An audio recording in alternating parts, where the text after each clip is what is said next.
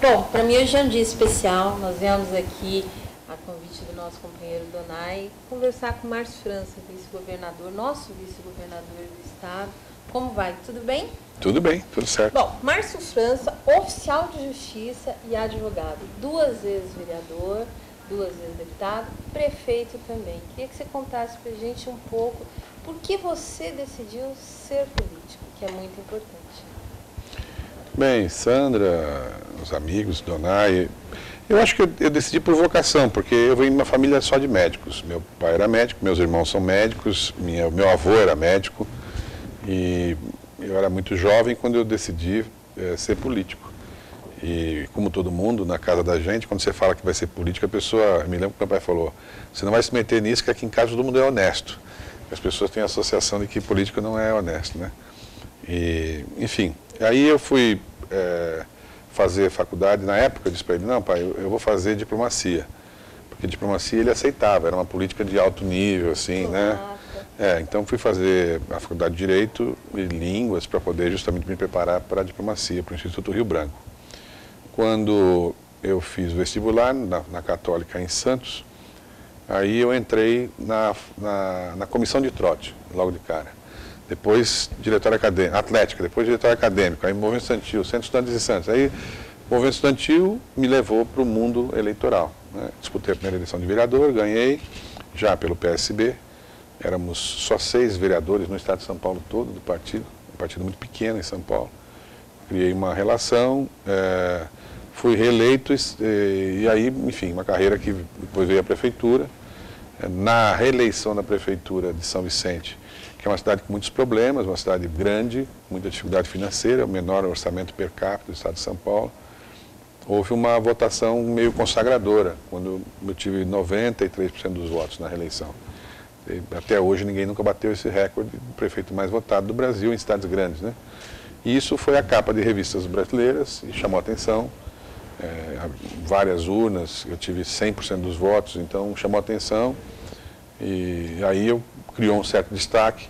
Doutora Reis, que era meu presidente nacional, que era governador de Pernambuco, me chamou e me pediu para eu ajudar na coordenação, para coordenar a campanha presidencial de um candidato nosso que tinha acabado de entrar no partido, que vinha a ser o Garotinho. O Antony Garotinho era governador do Rio, largou para disputar a presidência. E eu me afastei da prefeitura 1 ano, fui morar no Rio e coordenei a campanha presidencial do Garotinho. Aí passei a ter uma visão mais nacional, né? E, enfim, criei relações, aí fui para o Executivo Nacional, até hoje estou lá como secretário nacional de Finanças, aí presidi o partido em São Paulo, e minha vida foi partidária e ao mesmo tempo administrativa. Fui reeleito prefeito, fui primeiro presidente do Conselho Metropolitano, do CONDES, do Baixada Santista. Depois trabalhei um tempo no Ministério da Ciência e Tecnologia em Brasília, por indicação da doutora Reis. Voltei, disputei para deputado federal, tive uma votação consagradora, foi o deputado mais votado da Baixada, em São Vicente eu tive 120 mil votos, de 150 mil que votaram, eu tive 120 mil. Tive 215 mil votos, se eu não me engano, naquela eleição. Fui um dos mais votados do estado de São Paulo. Fui deputado, cheguei em Brasília e encontro o Aldo, presidente da Câmara, candidato à reeleição. Montamos um bloco parlamentar, PSB, PDT, PCdoB, PMN, PHS. Esse bloco tinha 74 deputados, eu fui líder desse bloco, durante os 2 primeiros anos do governo do presidente Lula. Então me deu uma qualificação, porque os líderes participavam do conselho político do governo, do presidente Lula, né? E aí, então, participamos juntos durante 2 anos. Depois, enfim, me afastei, não, minto. Aí completei o mandato, fui reeleito e na reeleição começamos a preparar a campanha do Eduardo Campos. O Eduardo me pediu para coordenar a campanha presidencial dele. E aí ele passou 4 anos lá e eu vim para cá, para aproximar o governador Alckmin do Eduardo Campos, porque eu achava que o segredo da eleição seria São Paulo. Vim para cá pedir autorização da executiva para ser secretário estadual aqui em São Paulo de turismo, a convite do governador Geraldo Alckmin. Vim ser secretário de turismo, que não existia secretaria, formei uma secretaria e aproximei o governador Alckmin do Eduardo Campos. Veio a eleição, o Eduardo acabou sendo candidato, aí fomos buscar a Marina para ser visto do Eduardo, e aí você sabe o final, o Eduardo acabou falecendo num acidente muito triste, ali na minha frente, em Santos, né, na base aérea do Guarujá, eu estava esperando ele. E E aí o governador me convidou para ser vice-governador e, na sequência, secretário de Estado de Desenvolvimento, que é essa secretaria que eu estou hoje aqui, que é uma das maiores de São Paulo, um grande orçamento, uma secretaria que individualmente ela é maior que 14 estados do Brasil, uma secretaria de São Paulo. Uma secretaria, enfim, orçamentariamente, se fosse um ministério, seria o terceiro ou quarto ministério do país.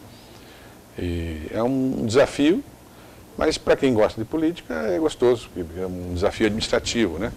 Eu já passei pela esfera municipal, pela esfera nacional, agora estou na esfera estadual, completando aí o ciclo das 3 esferas. Passei pelo judiciário, né? Passei pelo legislativo e agora estou no executivo, enfim, já passei pelos todos as formas de governo. E acho que tem sido um preparo para os passos adiante que a gente certamente vai dar.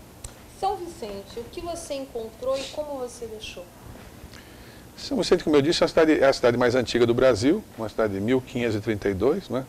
A cidade mais antiga do país, uma cidade com muitos problemas, porque ela é uma ilha, metade dela é São Vicente, metade da ilha é Santos. A ilha chama São Vicente, mas é metade para cada um. Santos é uma cidade muito desenvolvida, muito organizada, porque tem um porto. São Vicente não tem porto, não tem indústria, vive do comércio, prestação de serviço, uma cidade com muita dificuldade financeira, muita favela, a maior população de favela proporcional. Dormitório, então? É, dormitório. Uma gente muito humilde, sim, trabalhadora. E a gente fez algumas mudanças importantes, eu acho. Por exemplo, São Vicente era a cidade mais violenta do estado de São Paulo, durante muitos anos, 6 anos seguidos, quando eu entrei.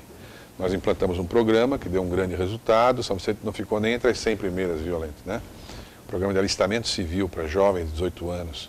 É uma injeção de disciplina muito bacana que a gente vai começar agora no estado, inclusive. Muito bom. É um alistamento civil. Nós precisamos de patriotismo, eu acho que é uma coisa que resgata aquela coisa. É, o menino, o jovem, o rapaz, ele hoje, se ele não tem perspectiva, né? Antigamente a pessoa fazia o exército, fazia alistamento, se alistava, né?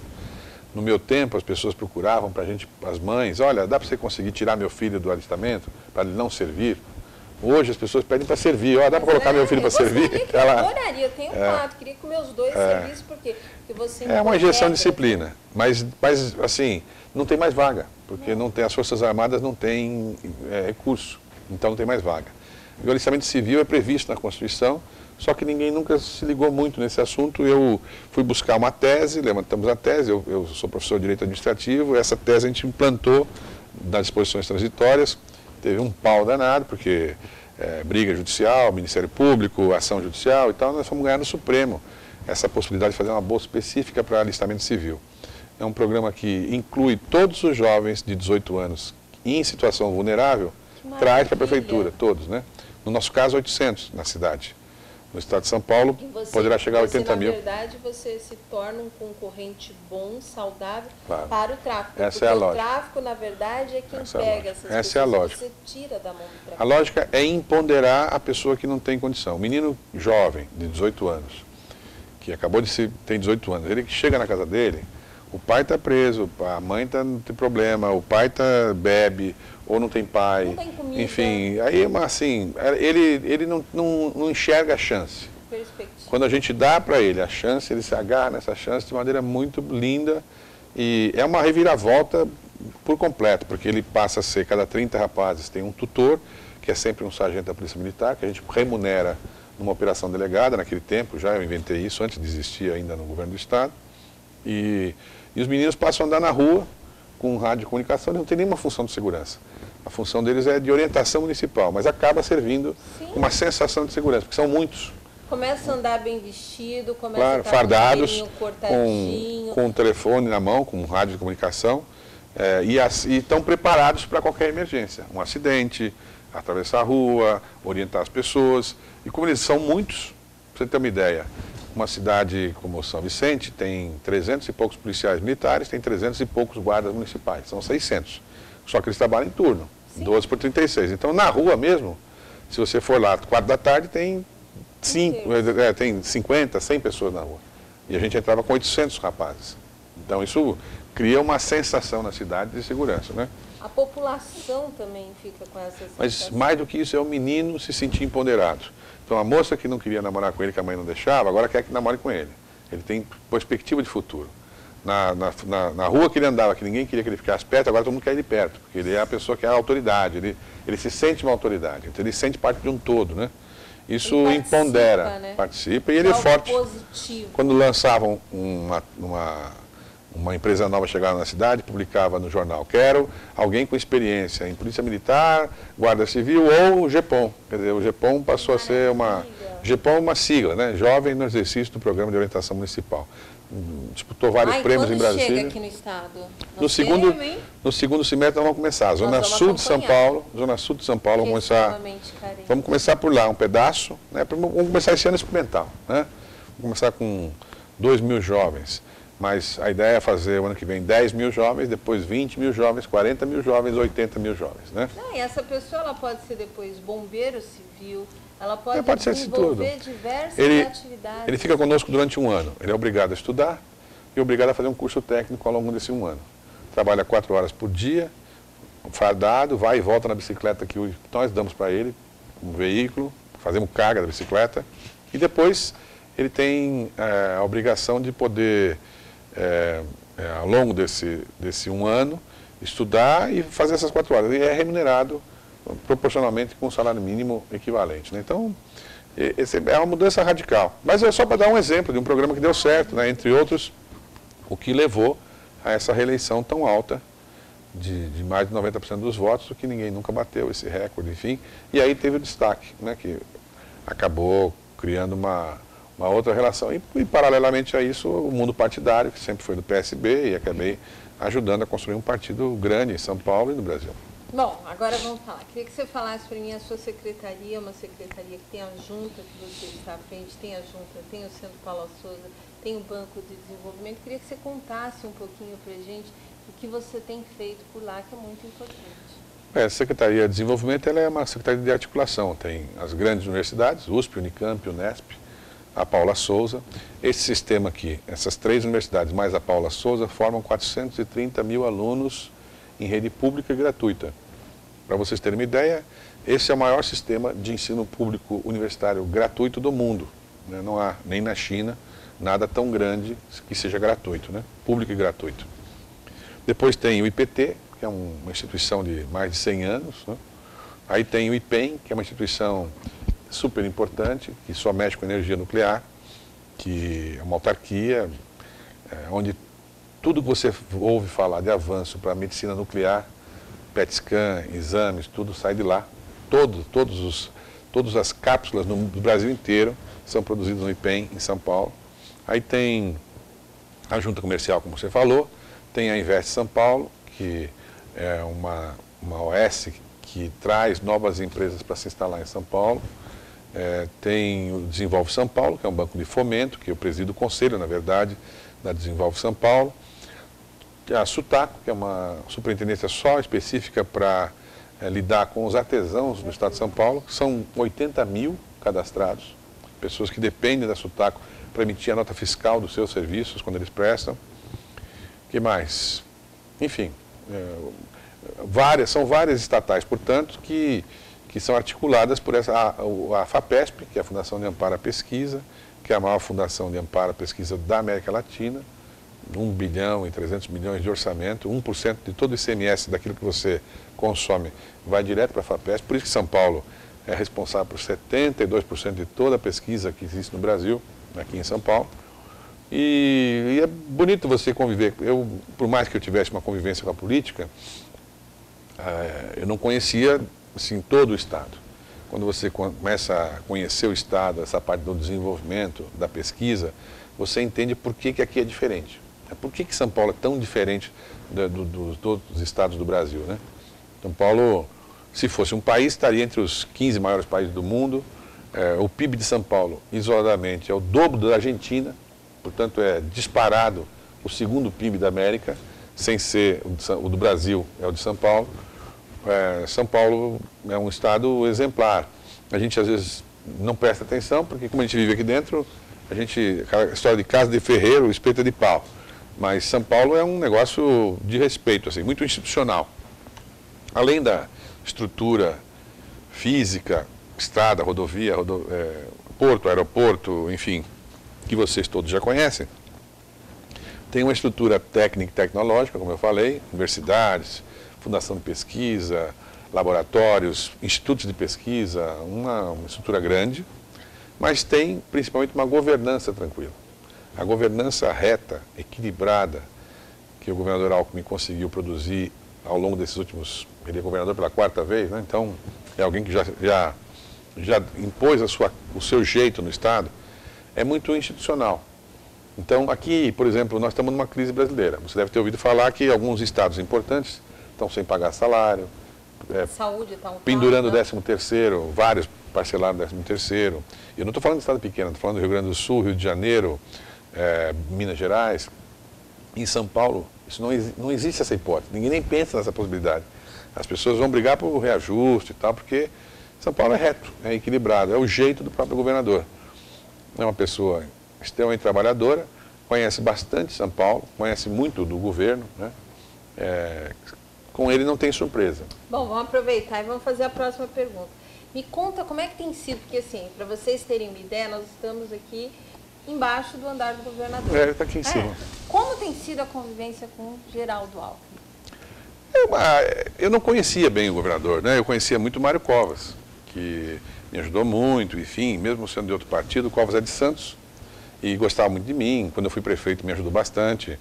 Porque ele era então governador. Ele era governador. Ele acabava tendo aquela relação. Era muito bravo, mas era uma pessoa muito justa. Eu acho um dos grandes homens públicos que o Brasil teve, né? Seria certamente presidente da República também. E aí vim conviver com o Alckmin quando ele fez esse convite para eu ser secretário de Turismo. Ele é um ser humano meio exemplar, assim. Ele é um comportamento extremamente idôneo, assim, muito mais que todo mundo que eu já convivi. Ele numa competição de idoneidade, não existe segundo lugar para ele, assim, de tão distante que ele está no segundo lugar. Ele é radical com tudo, pessoalmente, né, uma pessoa muito simples, um homem que fez voto de pobreza, zero de interesse para qualquer tipo de bem de consumo. Às 8 da manhã, todo dia, ele atravessa aqui, engraxa o sapato dele pessoalmente, todos os dias, enfim... É muito organizado, anota tudo que faz, trabalha todos os dias, segunda a domingo, não tem feriado, não tem carnaval, não tem réveillon, não tem nenhum dia, zero folga, e faz com prazer. Ano passado, por exemplo, foi um ano difícil para todos nós. Ano difícil porque uma crise financeira, aqui em São Paulo a crise da água, que todo mundo falou que a água ia acabar, aliás, hoje eu soube que a Cantareira está quase transbordando já, né? Aqueles pessimistas diziam que ia faltar água por 20 anos e tal. E ele, com a fé dele, a fé inabalável, não, calma que vai, enfim. E aí, para todos nós foi difícil, mas para ele foi um ano muito mais difícil. Ele teve uma perda pessoal dura de enfrentar, né? Uma perda de um filho, uma coisa, sei lá como é que a pessoa pode, né? Parece tão injusto uma coisa assim. Mas ele tem uma capacidade de superação. 2 dias depois ele estava trabalhando de novo, eu falei, governador, o senhor não quer ir para casa lá e tal? Não, Márcio, eu estou em paz, meu filho está nos braços de Jesus, né? Ele é muito convicto, assim, de uma certa missão que ele tem na terra. Ele tem uma longa carreira política, né? Ele foi de vereador até governador. É o homem que mais vezes governou o estado de São Paulo, uma marca já que ninguém vai tirar, porque 4 vezes governador, é muito difícil alguém se eleger tantas vezes, né? E é um homem muito simples. As pessoas falam meio caipira, porque ele é do interior, de Pinda, né? É um homem que não frequenta nenhum restaurante, não frequenta nenhum nada, não tem... zero ambiente assim disso, esse frisson dessa coisa do poder, né? Não é uma pessoa que, assim, as pessoas se apaixonem pelo brilho da oratória, não é estilo dele. Ele é reto, ele é equilibrado. Ele usa uma expressão que eu acho bacana, que é uma expressão oriental. Ele diz que a disciplina mais cedo ou mais tarde vence tudo, inclusive a inteligência, pelo comportamento disciplinado. Ele é muito disciplinado, né? E muito trabalhador, muito esforçado. Então é um exemplo, porque, você sabe, às vezes no poder público essas máquinas são muito grandes. Você não controla todo mundo, nem todo lugar. Se você fala para você fala, aquele pai que chega em casa fumando e fala, filho, cigarro faz mal, enfim, não convence ninguém, né? Porque se você está fumando, Então, não basta você falar em honestidade, tem que demonstrar essa coisa da honestidade assim no cotidiano das atitudes. E nisso ele é imbatível. Acho que essa modelagem que ele conseguiu encontrar para São Paulo, muito institucional, muito equilibrada, muito segura, atrai as pessoas para investir aqui. A Junta Comercial, ano passado, abriu 213 mil novas empresas, no meio da crise. Porque o paulista tem isso, ele se sente seguro com essa coisa aqui não há truque, entendeu? Não tem um dia que alguém vai ter, bloquear a poupança, inventar regras novas, não tem essa regra. Aqui o que está combinado é o que é feito, né? E produz os aumentos devagar, mas sempre muito seguros. Por exemplo, há 2 anos nós estamos em crise financeira no Brasil. Os estados todos praticamente quebrados. São Paulo fechou com superávit do ano retrasado, 5,5 bilhões. Fechou com superávit no ano passado, 6,5 bilhões. E vai fechar com superávit de novo esse ano, com crise e tudo. Agora, tem que apertar, tem que usar a tesoura. E a tesoura é ruim para quem está do outro lado, porque todo mundo quer mais coisa, sempre as pessoas querem mais benefícios, né? Então, ter esse pulso é uma coisa que só a experiência te traz. Ele não é um exemplo como político, ele é um exemplo como cidadão, ele é mais do que um político, assim, um comportamento assim, exemplar do ponto de vista de cívico, na dele, né? As pessoas simples percebem essa humildade, um jeito meio simples que ele tem, de se vestir, de se comportar, de não ter luxo, ele tem esse jeito pessoal, e as pessoas com recurso percebem essa coisa da honestidade. É esse binômio que eu acho que sustenta toda essa coisa da popularidade dele em relação ao governo. Ele, na última eleição, ganhou em 644 municípios de São Paulo no primeiro turno, né? Perdeu em um só, aliás, foi Paulínia. Não, foi Hortolândia, né? O resto ele ganhou em todos os municípios. Quer dizer, é um fenômeno. Uma pessoa de 64 anos, avô, muito religioso, muito católico, muito família, né? Enfim. Um homem diferente na política, dos que eu convivi até hoje, né? Não foram poucos. Eu fico espantada, ele responde meus e-mails, você acredita que ele acha tempo para responder? Eu fico olhando, e você falou que ele trabalha de sábado, eu já passo no sábado, porque eu sei que sábado é o dia que ele tira para ler os e-mails. Tem tema que ele gosta, cooperativa é um que ele gosta, porque ele tem muito vínculo familiar, de pai, tio, essas coisas ligadas à cooperativa. O pai dele, por exemplo, foi biólogo, acho veterinário, e trabalhou no Instituto de Pesquisa, e Piscicultura. Então ele gosta muito do tema, pelo vínculo que ele tem com o pai. Piscicultura, pesquisa, ciência natural, quer dizer, essa coisa da origem da família, né? E acho que a cooperativa também, parece que foi o tio ou o pai, tiveram uma relação com a cooperativa, foram funcionários de uma cooperativa, uma coisa qualquer. Então eu sei que toda hora ele fala, a cooperativa tem que ser prestigiada, porque não tem um dono, entendeu? Essa é a lógica, não tem dono, todo mundo de algum jeito divide a receita, o que é bacana. Bom, já que ele falou de cooperativa, nós também queremos saber, para você, qual é a importância do cooperativismo? Olha, eu sou uma pessoa de esquerda, né? Eu tenho uma origem na esquerda, minha formação é de esquerda, e eu vou te falar que dos países que eu conheci no mundo, não são poucos, o que mais me impressionou é um país que eu posso dizer assim que tem a base do cooperativismo no mundo, que é a Nova Zelândia. A Nova Zelândia é um país que ninguém nunca se atentou direito, mas é fenomenal. Ela controla, por exemplo, 27% de todo o sistema lácteo do mundo, leite e seus derivados. E quem é dono dessa empresa na Nova Zelândia é uma cooperativa, né? A Fonterra. Tem, acho que 23 mil cooperados que controlam essa lógica toda. A grande vantagem não é não ter gente pobre, porque em muitos países da Europa não tem gente pobre, mas o interessante é que também não tem gente rica. Então, não tem gente muito rica, quer dizer, fica num meio termo que é o suficiente para a pessoa viver feliz, né? Não tem essa coisa de você ter... Porque no cooperativismo, você não vai imaginar que alguém vai ficar milionário no cooperativismo, né? Porque não cabe todo mundo cooperado milionário junto, né?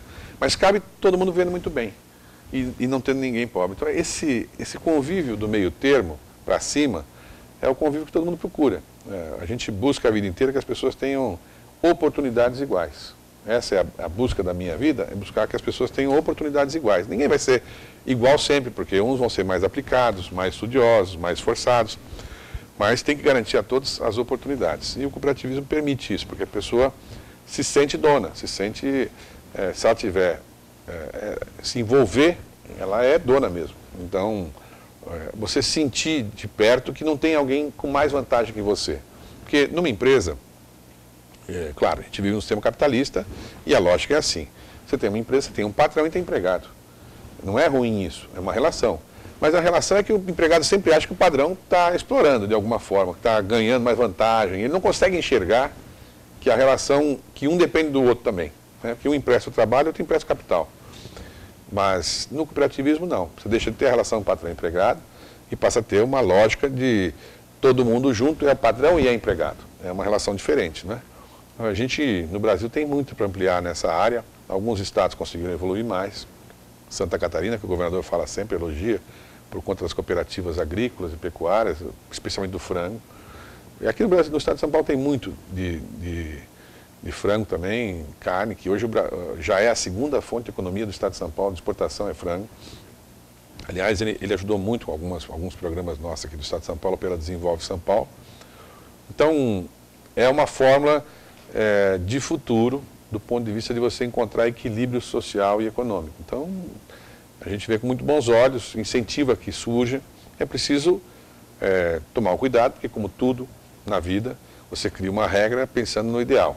Sim. E aí pode surgir de tudo, né? Inclusive gente mal intencionada em qualquer área. Setor, então não vai ser nessa que não vai ter também. Mas em funcionando, é um sistema extremamente socialista, extremamente igualitário, porque permite a todos se sentirem dos dois lados, como patrão e como empregado. Agora tem uma pergunta que não está aqui, mas eu quero saber. Me conta o orgulho de ter um filho tão novo que chegou a deputado. Eu gosto do Caio. O Caio é um fofo, um menino competente. Menino porque ele é novo, ele tem 30 anos? Não, menos? Acho que não. Senão eu estou perdido já, não é possível. Só fala que ele tem uns 20 e pouco. Acho que ele tem 26. Novinho, assim, um garoto 26 competente. Está numa bancada que hoje tem 6 deputados. 7? Já estamos com 7? E assim, eu passo nos corredores da Assembleia e ele fala, Sandra, você de novo? Eu quase emparco o ponto lá na porta do gabinete dele. Como pai, me conta como é que é esse orgulho. Pois é, o Caio, às vezes eu ficava pensando, né, se você devia ou não desincentivá-lo a fazer política, porque como eu sou apaixonado por política, é claro que é gostoso. Com você, exatamente. Então, se você vê, por exemplo, jogador de futebol, que o filho é jogador de futebol, é mais ou menos aceito, as pessoas aceitam. Um artista, quantos artistas têm o filho artistas, né? Eu vi ontem a entrevista com aquela filha da Elis Regina. Né? Assim, a vocação nasceu já na origem dela e tal. Então é claro que é gostoso ver o Caio ter a vocação que eu tive. Mas você fica um pouco com receio, porque você sabe como é cruel a vida política, é cruel assim, essa exposição, essa coisa, todo mundo achar que tudo está errado, que só tem gente desonesta, que só tem ladrão, enfim, uma coisa meio cansativo, né? Só dá certo se você tiver vocação. Eu acho que ele tem vocação. Ele tem, eu digo que os filhos da gente, o homem é muito, ele não é competitivo como são as mulheres, mas ele é competitivo no sentido de competir com os outros homens. A gente nasce assim, né? Quem corre mais, quem é mais forte, quem é mais alto, enfim, é da natureza humana. Mas o único homem que você vê que é gostoso quando ele fica melhor que você é teu filho. Né? Quando é teu filho, você se sente... Então, o Caio jogava melhor futebol que eu, foi vereador com mais voto que eu, foi deputado antes de mim, e eu espero que ele seja melhor, porque é assim que a gente aperfeiçoa a humanidade. E né? ele tem futuro. Claro. É um garoto muito aplicado, você vê. Ele é mais doce, articulado. Menos ardido, então acaba sendo mais fácil também a convivência, ganha mais amigos e menos inimigos, o que é muito bom. Né? E eu torço para que ele possa ter uma carreira assim, tão bem sucedida e tão feliz quanto eu tive. Eu sempre digo que as pessoas devem fazer aquilo que gostam, que aí elas nunca mais vão trabalhar na vida. Né? Quando você faz o que você gosta, você não é obrigado a trabalhar, você faz o que você gosta. Né? Mas é verdade. Então, eu amo o que eu faço. Isso que você está falando é mais por realidade. Aí a pessoa fala assim, é segunda-feira. Eu adoro segunda-feira, porque segunda-feira eu vou começar tudo de novo. Claro, Claro, Sexta-feira eu falo, nossa, já acabou? Legal. Bom, queria que você deixasse agora as suas considerações finais e quero que você saiba que o cooperativismo conta contigo muito. Nós precisamos, assim, que você realmente seja esse braço aqui de apoio. Esses dias, inclusive, o governador fez o evento, lançou o PEPAS, que apoia as cooperativas e associações. Você estava lá para prestigiar e queremos que você continue e estenda mais os braços. Queria que você deixasse suas considerações finais e tenha no cooperativismo um amigo. E o cooperativismo espero mesmo de você. Bom, Sandra, eu tenho assim, muita consideração pela atividade, como eu disse. A gente vai poder ser parceiro, quem sabe por muito tempo. Aí eu vou passar a olhar com mais carinho aqui para vocês também. Dizer que eu sou muito focado. Foi assim que eu construí minha vida política. Nesse instante, eu acho que esse mesmo modelo de governança, essa coisa de estabilidade que São Paulo emprestou, que o governador conseguiu emprestar a São Paulo, a gente precisa colocar isso no Brasil, né? Chega de altos e baixos, dessa euforia, depressão, ninguém aguenta viver desse jeito. Então, as empresas vão embora. E assim, nunca se viu, acho que você anda pelo estado, eu ando mais pelo São Paulo.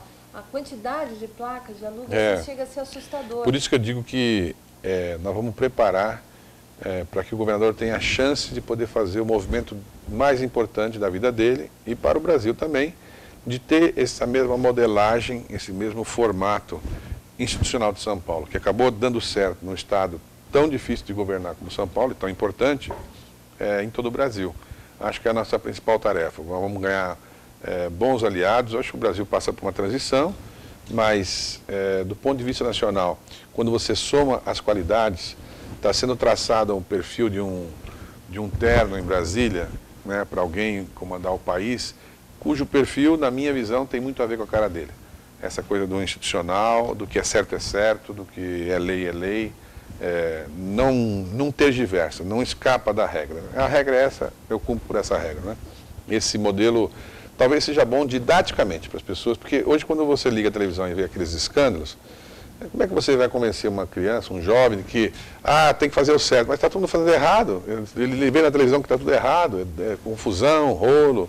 Então, é preciso que as pessoas admirem quem os governa, né? E eu acho que o governador tem toda a chance de poder fazer isso para o Brasil inteiro e vamos torcer para que isso possa dar certo, tá bom? Muito obrigada.